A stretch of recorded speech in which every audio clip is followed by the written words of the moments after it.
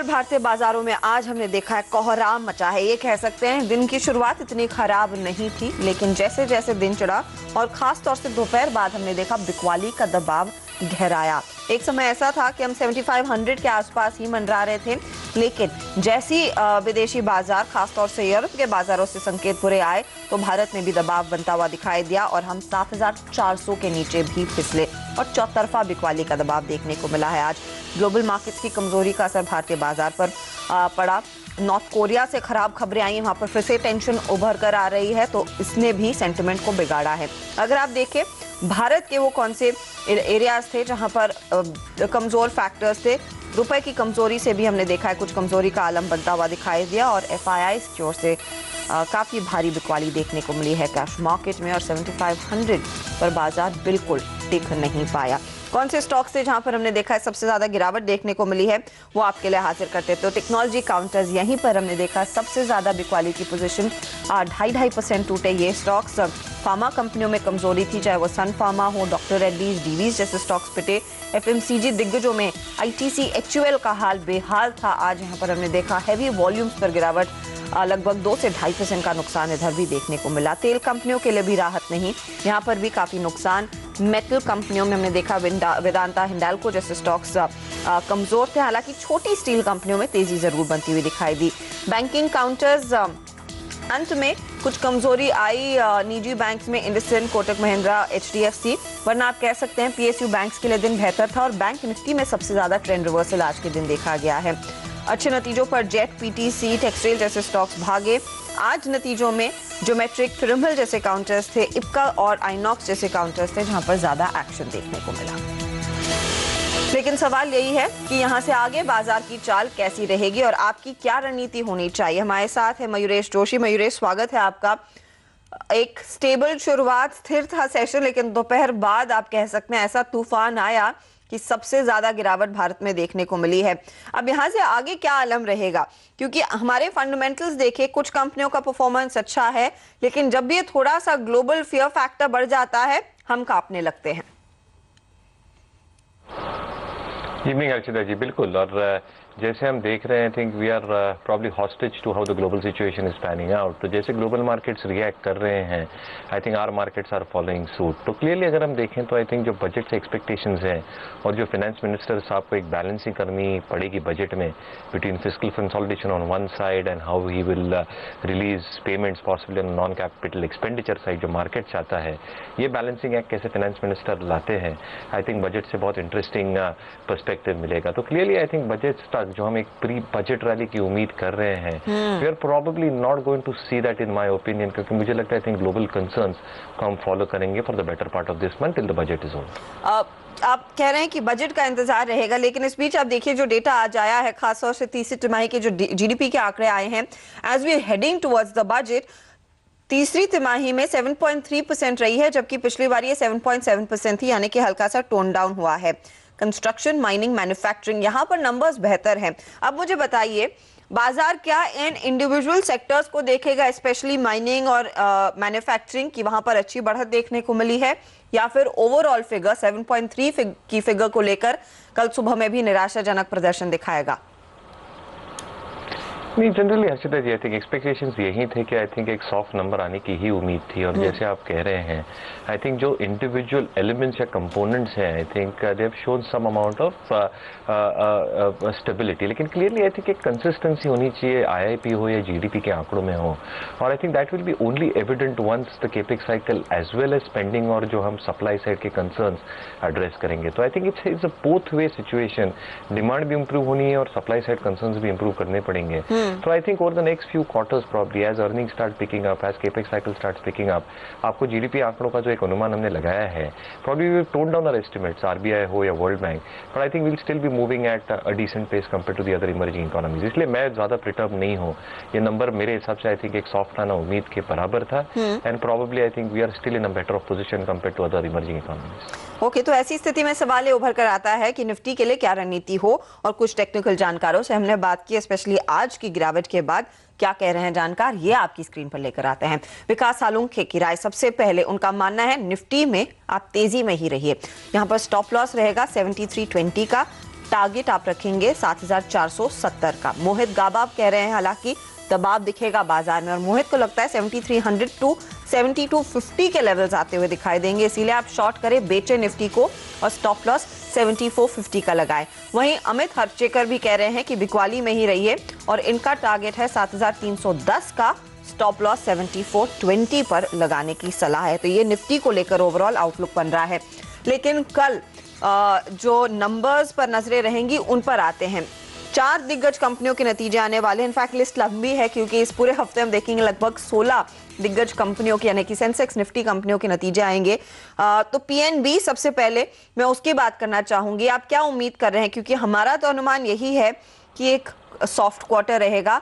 मुनाफे को लेकर करीब 10% की गिरावट आती हुई दिखाई दे सकती है। एंड ऑफ कोर्स देखना होगा कि प्रोविजनिंग क्या रहेगी। हमारा अनुमान है कि हायर साइड पर प्रोविजनिंग रहेगी। नहीं, क्लियरली बिल्कुल ऐसे ही होगा, क्योंकि जैसे आरबीआई के डायरेक्टिव और जैसे इनके एक्सपोजर्स हैं और जैसे अगर हम रीस्ट्रक्चर्ड पाइपलाइन की बात करें तो almost 10.2% of their total advances are in the restructured pipeline. तो 38,000 करोड़ के आसपास इनकी रीस्ट्रक्चर्ड पाइपलाइन है। तो बिल्कुल आई थिंक प्रोविजनिंग भी हाई आने वाली है। You are probably looking at GNPS probably higher on a quarter basis. और जैसे क्लीनिंग अप बैलेंस शीट्स होगी मेरे हिसाब से even the next quarter PNB will have to report higher provisioning as well as GNPS as per the RBI directive. तो मुझे लगता है I think increase in credit cost, increase in GNPS, एक return ratios पे मार बिल्कुल देंगे। And you have probably seen dilution happening in the book value of the stock as well. इसलिए क्लियरली मुझे लगता है आई थिंक एक वीक सेट ऑफ नंबर्स की उम्मीद है। बट अगर कोई पॉजिटिव सरप्राइज आया तो आई थिंक स्टॉक इतना पिटा हुआ है कि I think you will see a sharp rally and a bounce back into the stock. But उसके आने थोड़ा डाउटफुल लग रहा है, क्योंकि I think a weak set of numbers is probably what PNB will deliver tomorrow. ये कमजोर तिमाही रह सकती है पीएनबी के लिए। डॉक्टर रेड्डीज के लिए भी ये क्वार्टर थोड़ा सा नर्म ही रहेगा। रेवेन्यू हालांकि हम उम्मीद करें एटमोस्ट 4% बढ़ेगा, प्रॉफिट 14% से ग्रो हो सकता है, मार्जिन्स हल्के से इंप्रूव रहेंगे।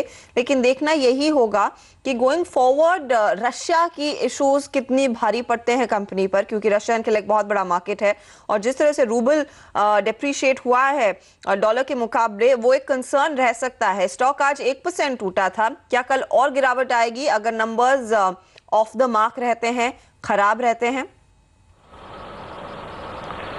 तो रह सकते हैं, but again Harshita ji I think soft quarter की उम्मीद है। और जैसे आप राइटफुली कह रहे हैं I think apart from ration business I think जो पीएसए है कि इनका बिजनेस है वहाँ पे एक सॉफ्टनेस देखने मिल सकती है। जनरली आई थिंक एक फ्लैटिश सा रेवेन्यू रह सकता है टॉप लाइन पे, मार्जिन भी आई थिंक मोर और लेस फ्लैट ही रहेंगी। तो मुझे लगता है आई थिंक मार्केट्स यही उम्मीद लगाए बैठा है कि I think nothing great is expected from doctor Reddy's. तो क्लियरली आई थिंक मुझे नहीं लगता आई थिंक अगर नंबर्स इन लाइन आते हैं तो स्टॉक बहुत ज़्यादा पीटेगा। अगर काफ़ी कुछ डिसअपॉइंट करते हैं numbers in terms of currency fluctuations etcetera, तो मुझे लगता है एक 3 से 4% की करेक्शन आ सकती है। But clearly I think largely factor in कर रहे हैं soft set of numbers for doctor Reddy's as well. Okay, तो कमजोर तिमाही रह सकती है डॉक्टर रेड्डीज की।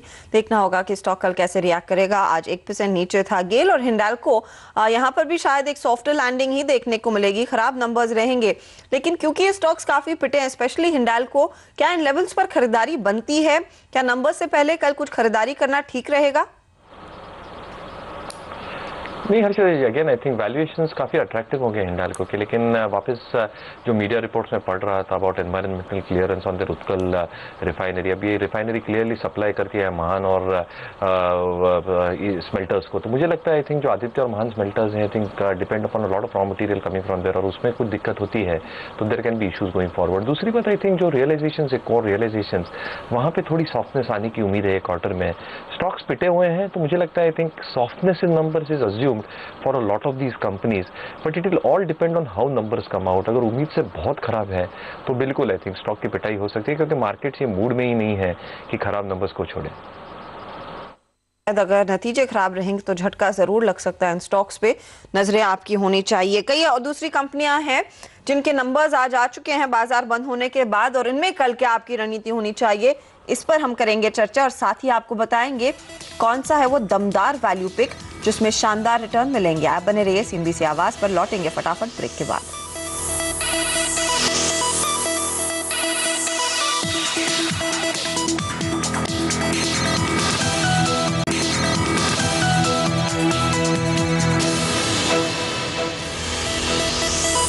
आप देख देख रहे हैं स्टॉक टॉक सिंधी से आवाज पर। अब कुछ और कंपनियों की बात करते हैं जिनके नतीजे आ गए हैं बाजार बंद होने के बाद, और कल सुबह में इसमें एक्शन देखने को मिलेगा। नारायण हृदयालय एक ऐसा स्टॉक होगा, एक रीसेंट लिस्टिंग, और उसके बाद हमने देखा है थर्ड क्वार्टर में जो प्रदर्शन है वो बेहतर दिख रहा है। लॉस पिछले साल इसी तिमाही में 14 करोड़ का था। कंसोलिडेटेड नेट प्रॉफिट 3.7 करोड़ का आया है, और टोटल इनकम बड़ी है और ये लगभग 400 करोड़ पर आई है। मुझे याद है जो इंडिगो के नंबर्स थे थर्ड क्वार्टर में काफी अच्छे थे, लेकिन उसके बाद उन्होंने जो फाइन प्रिंट दिया अपने बाकी तिमाहियों का, उसके बाद स्टॉक की पिटाई हुई थी। Narayan Hrudayalaya on the face of it, considering company loss से अब प्रॉफिट में आ रही है, क्या एक बूस्टर रहेगा स्टॉक के शेयरधारकों के लिए? So बिल्कुल, I think you absolutely put it correctly. तो मुझे लगता है I think based on these numbers, yes, I think stock positive reaction दे सकता है, बट फाइन प्रिंट पढ़नी पड़ेगी प्रॉब्ली। आई थिंक जो पिछले क्वार्टर था, I think if there was any miss on that front, और मैनेजमेंट की कमेंट्री बहुत अच्छी तरह से समझनी पड़ेगी कि अगर ये बीट आया है तो ऑपरेशनल बीट है और क्यों आया है। तो clearly I think if all things are correct, I think एक पॉजिटिव रिएक्शन स्टॉक में बिल्कुल देखा जा सकता है। साथ ही पीटीसी इंडिया फाइनेंशियल्स तीसरी तिमाही में इसका प्रदर्शन कुछ बेहतर होता हुआ दिखाई दे रहा है। नेट एनपीएस कम हुए हैं, नेट प्रॉफिट कंपनी ने दिखाया है, भले ही यहाँ पर पिछले साल के मुकाबले ये 70 करोड़ पर आया हो, जहां पर लास्ट टाइम ये 55 करोड़ के आसपास था, और एनआईआई 102 करोड़ पर आई है। अब आपको याद होगा स्टॉक की काफी धुलाई हुई थी एक खराब तिमाही की वजह से, और उसके बाद लगातार वो एक सेल्फ स्पाइरल में गया था। इस परफॉर्मेंस के बाद मयूरेश, क्या एक अपॉर्चुनिटी है खरीदारी की? नहीं, बिल्कुल, अगर आपका एक लॉन्ग टर्म व्यू हो, और मैं हमेशा यही मानता हूँ कि अगर आपका 2 से 3 साल का व्यू हो, तो आई थिंक ये बहुत बेहतरीन कंपनी है। और जैसे इसके नंबर्स आते हैं, I think you should not be looking at this company on quarter basis. अगर आप एनुअलाइज्ड रिटर्न्स देखते हैं कंपनी के, तो I think this company has been performing over the past so many years. खराब टाइम में भी इन्होंने अच्छा परफॉर्मेंस दिया था, टॉप लाइन हो, मार्जिन हो, बॉटम लाइन हो। तो मुझे लगता है I think on an annualize basis, और अगर आपका 3 साल का व्यू हो, तो डिक्लाइंस पे अगर स्टॉक आपको मिलता है तो बिल्कुल खरीदना चाहिए। चले, खरीदारी करनी चाहिए पीटीसी इंडिया। कल स्टॉक में कुछ एक्शन बनता हुआ दिखाई देगा, क्योंकि नंबर्स में इजाफा जरूर देखा गया है और वो अच्छा है। लेकिन अब बारी है वैल्यू पिक की, खासतौर से इस तरह के मार्केट में वो कौन सा शेयर आपको जमकर रिटर्न्स दिलाएगा, यही बताते हैं हम।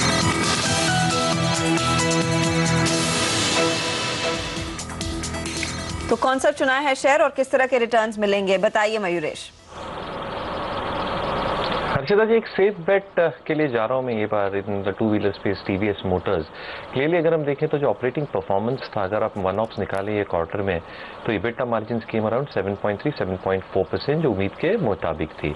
दूसरी बात अगर हम देखें तो आई थिंक जैसे इनकी लॉन्चेज आ रही हैं, Victor has got launch recently, और जैसे Jupiter, star city, scooter zest के एक रिस्पॉन्स मिले हैं और रिस्पॉन्स मिलते जा रहे हैं, मुझे लगता है आई थिंक जो एक वॉल्यूम ग्रोथ की हम उम्मीद लगाए बैठे हैं around 10% over the next 2 years, that is easily achievable. तीसरी बात, इनका जो प्रोडक्ट मिक्स है with higher percentage coming towards scooters and motorcycles, और जो मोपेड डिवीजन है उसमें आई थिंक थोड़ी डीग्रोथ देखने मिल गई है। That product mix is working excellent. Fourth thing is their operating margin, क्योंकि लेवरेज बेनिफिट्स आएंगे विद इंक्रीज इन वॉल्यूम्स, और क्लियरली कॉस्ट ऑप्टिमाइजेशन बेनिफिट्स का जो एक कंपनी ने आई थिंक एक प्रणय उठाया है, तो मुझे लगता है I think that can also play very very effectively on to the bottom line of the company. पांचवी और इंपॉर्टेंट चीज जो BMW के साथ टाइप है, जहाँ पे इनकी इन्वेस्टमेंट्स भी हो रही है, वहाँ पे टेक्नोलॉजिकल एक्सपर्टीज और जो हायर वर्जन्स ऑफ बाइक्स होते हैं 160, 180 सीसी, जहाँ पे सिर्फ इनकी अपाचे बाइक है, वहाँ पे नए लॉन्चेस आने की उम्मीद in the next few quarters. तो क्लियरली मुझे लगता है I think discounting going down, marketing expenses going down, you are probably looking at volume increase, operating leverage benefits, उसकी वजह से टॉप लाइन में एक 17% की ग्रोथ, बॉटम लाइन में 50% की ग्रोथ आराम से देखी जा सकती है अगले 2 साल में। वैल्यूएशन के हिसाब से ट्रेडिंग क्लोज टू 19.8 टाइम्स, और मुझे लगता है टारगेट प्राइस ऑफ 325 और the next 9 months is easily possible. चले, अगले 9 महीनों में 325 तक जाएगा ये शेयर, तो काफी शानदार रिटर्न्स यहाँ पर बनने की पूरी उम्मीद साफ दिखाई दे रही है। ये है राय मयूरेश की, 286 पर कर रहा है कारोबार और यहाँ पर अच्छे रिटर्न्स मिलेंगे, ये इनका कहना है। हम इसी के साथ लेंगे एक छोटा ब्रेक, लेकिन आगे हर रोज की तरह लेकर आएंगे फटाफट शेयर और आपको बताएंगे क्या हो आपकी रणनीति आप ही के स्टॉक में।